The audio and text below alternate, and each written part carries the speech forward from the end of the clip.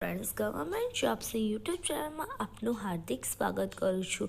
જો તમે આપણી ચેનલમાં ન જોડાયેલા હોય તો આપણી ચેનલને સબસ્ક્રાઈબ કરી દો અને બાજુમાં આપેલ બેલ આઇકોનને બી દબાવી દો. તો તમને ખબર જ છે કે ગઈકાલના રોજ જીપીએસસી ક્લાસ 1-2ની એક્ઝામ લેવાઈ હતી. લગભગથી લગભગ 1.5 લાખ ઉમેદવારો એક્ઝામ આપવાના હતા.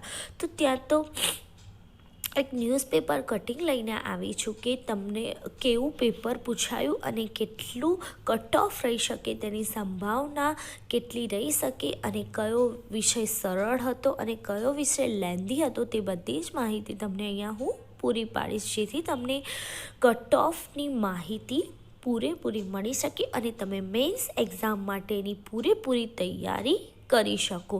જેને પણ એવું લાગતું હોય કે પેપર લેન્ધી હતું, તે બધા જ માટે પેપર લેન્ધી હશે તેવું માનીને જ તમારા કટ ઓફ ડિસાઇડ કરીને તમે મેન્સની તૈયારી પણ કરી શકો છો. પેપર 1માં મેથ્સ અને રિઝનિંગના પ્રશ્નો સરળ હતા, પણ પેપર 2 વધુ સમય લીધો હતો. પેપર 2 લેન્ધી નીકાળવામાં આવ્યું હતું તેવું કહીશ અનુમાન લગાવવામાં આવી રહ્યું છે.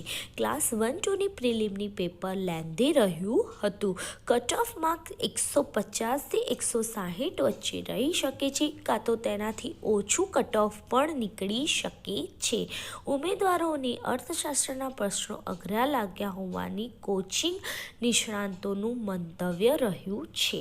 તો હું તમને ડિટેલમાં માહિતી આપું તો જીપીએસસીની ગઈકાલ રવિવારે જે યોજાઈ હતી ક્લાસ 1-2ની એક્ઝામ, તેમાં પરીક્ષાના પ્રશ્નપત્ર મધ્ય રહ્યું હતું, પરંતુ તે લેન્ધી હોવાના નિષ્ણાતોએ મત વ્યક્ત કર્યું છે. નિષ્ણાતોના કટ ઓફ માર્ક્સ જોવા જઈએ તો 150થી 160ની આસપાસ રહે તેવી શક્યતા વ્યક્ત કરી છે. આ પ્રશ્નપત્ર ભારતીય સૈન્યની સૌપ્રથમ વર્ટિકલ વિન્ડ ટનલ ક્યાં આવેલી છે, યુનેસ્કોએ તાજેતરમાં કયા ભારતીય શહેરને સાહિત્યનું શહેર નામ આપ્યું હતું. જીપીએસસી ક્લાસ 1-2ની વિવિધ 10થી વધુ પોસ્ટ પરની ભરતી પ્રાથમિક પરીક્ષા રવિવારે અમદાવાદ સહિત રાજ્યના 2 ભાગમાં યોજવામાં આવી હતી. History, art and culture, politics અને ભારતનું બંધારણ અને ગણિત રીઝનિંગ લગતા પ્રશ્નો પૂછવામાં આવ્યા હતા. પેપર 2માં ભૂગોળ, economics, science and technology, current affairs સહિતના સેક્શનના પ્રશ્નો પૂછવામાં આવ્યા હતા. આ વખતની પરીક્ષામાં પ્રમાણપત્રમાં સરળ પ્રશ્નો પૂછવામાં આવ્યા હતા તેવી મંતવ્ય મળી રહ્યું છે. ઓવરઓલ પ્રશ્નપત્ર મધ્યમ વર્ગનું રહ્યું હતું તે ઉમેદવારોનું કહેવામાં આવેલું છે.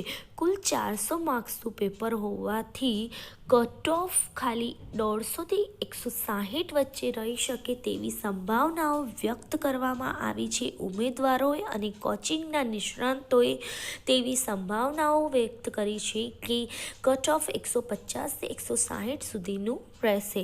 જો તમને લાગતું હોય કે તમે આ કટ ઓફ તમારા પણ એટલા જ કટ ઓફ આવી શકે તેવી સંભાવના છે, તો તમે મેન્સની તૈયારી અત્યારથી જ ચાલુ કરી દેજો.